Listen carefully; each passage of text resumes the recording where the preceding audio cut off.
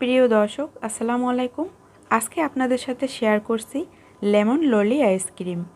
আর আজকের আইসক্রিমটা যে এতটা পরিমাণ মজাদার তা আপনারা বাসায় ট্রাই না করলে বুঝতেই পারবেন না। শুধুমাত্র পানি, লেবু আর সামান্য কিছু ইনগ্রিডিয়েন্টস দিয়ে এই প্রাণ ললি আইসক্রিমটা তৈরি করতে পারবেন। আর দেখতে পাচ্ছেন কতটা জুসি হয়েছে, দেখে তো অবশ্যই বুঝতে পারছেন। আশা করি আজকের রেসিপিটা ভালো লাগবে। রেসিপি ভালো লাগলে লাইক কমেন্ট শেয়ার করতে ভুলবেন না। এখন আইসক্রিমটা তৈরি করার জন্য প্রথমেই লাগবে আমাদের ফ্রেশ পানি। তো এখানে আমি 2 কাপ পরিমাণে পানি নিয়েছি আর তার জন্য নিয়ে নিয়েছি 4 টেবিল পরিমাণে চিনি। আর চিনিটা আমি এই টেবিল চামচ মেপে নিয়েছি।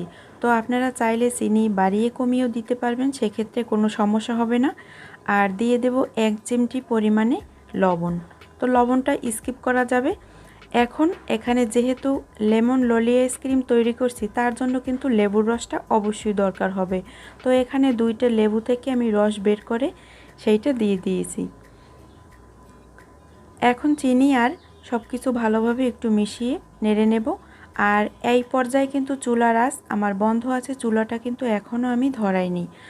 আর আরেকটা কথা বলে রাখি, যখন আপনারা আইসক্রিম তৈরি করবেন, এখন দিয়ে দিছি আমি 2টা লেবুর স্কিনটা একটু গ্রেট করে ঘষে তারপরে আমি দিয়েছি।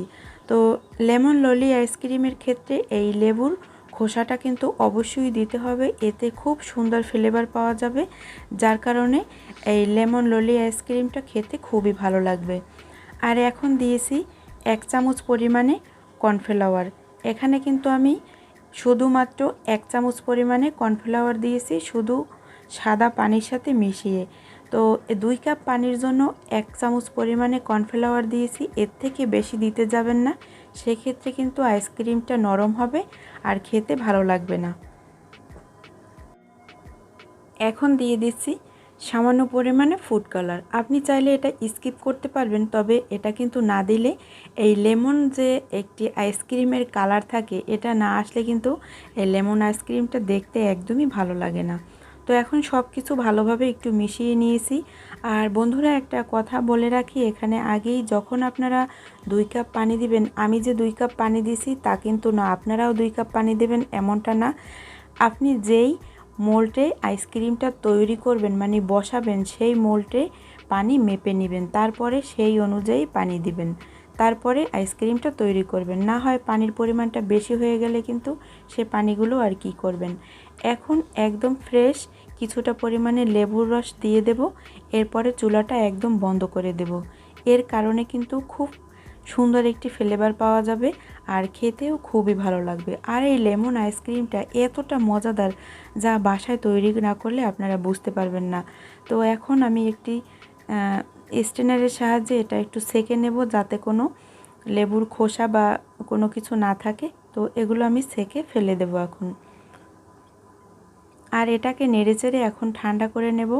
আর কর্নফ্লাওয়ারটা কিন্তু অবশ্যই ইউজ করতে হবে, এটা ইউজ না করলে কিন্তু আইসক্রিমটা একদম বরফের মতো হবে আর খুবই শক্ত হবে, তখন আর খেতে একটু ভালো লাগবে না।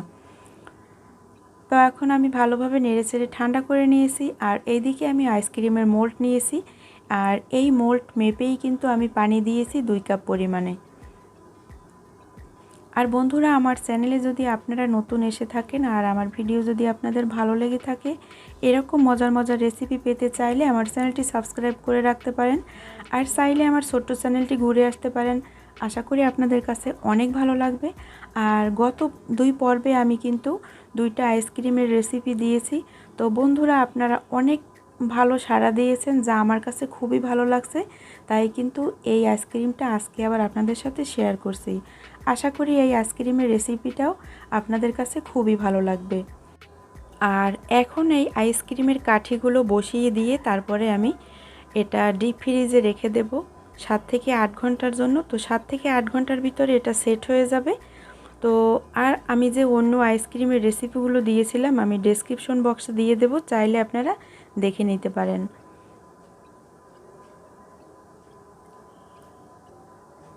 তো 7 থেকে 8 ঘন্টা পর আমি ফিরে আসলাম, আইসক্রিম একদমই সেট হয়ে গেছে। তো এইভাবে কিন্তু কোনোভাবেই খোলা যাবে না। তো এটাকে এখন পানিতে আমি ভিজিয়ে রাখবো। তো 30 সেকেন্ডের মতো। 30 সেকেন্ড উপর থেকে পানি দিলেই এটা কিন্তু খুলে আসবে।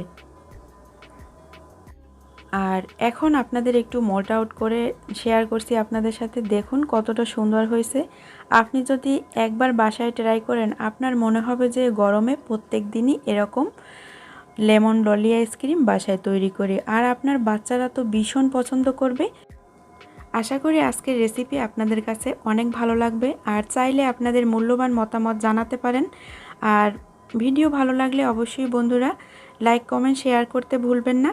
তো দেখা হবে নতুন পর্বে নতুন ভিডিওতে। ততক্ষণ সবাই ভালো থাকবেন, নিরাপদে থাকবেন।